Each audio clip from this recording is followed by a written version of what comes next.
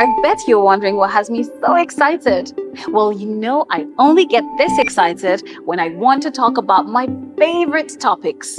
Hello, everyone, and welcome to today's lesson on drumroll, please, metafiction. First, I bet we recall that fiction is a type of prose work that is imaginary.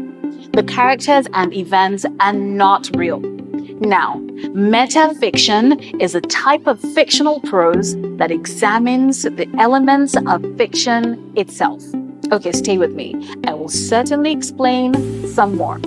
Now, this type of fiction is where characters in the book address you as the reader. Also, the characters recognize some elements of fiction in the story. In some other cases, the characters are aware that they are in a story. That's cool, right? Can you imagine what it would be like if the characters in the story knew that they were in a story? Now, all of these would make a lot of sense if we had examples, right? Of course it would. Let's take a look at these examples. McKenna always gave her parents the impression that she is very studious.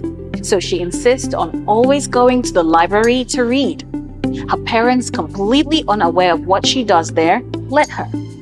I bet this is a dramatic irony. McKenna goes to the library to chat with her friends on the phone. The librarian, who knows what she does, sneered at her. Wait, did she just sneer at me? Did you notice that McKenna spoke to us? She asked us a question. She interacted with us, the readers. Now, this is an example of metafiction. Now, we also said that the characters are usually aware of some elements of fiction.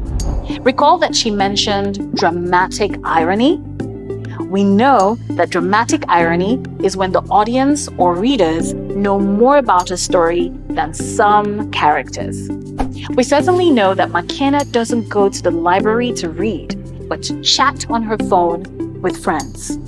Here, McKenna is also aware that it is a literary device, and she also mentions it to us as the narrator reads. Metafiction is an element of humor. It is always meant to be funny. Writers use this writing style to make readers more active during reading rather than passive. You would notice that some readers want to also participate in the story because some of the characters in the story interact with them. We have learned that metafiction is the type of fiction where the characters talk to the audience or readers directly. We also know that writers use this type of style to engage readers to continue reading. We would see an example of how that works in the next lesson. Until then, bye.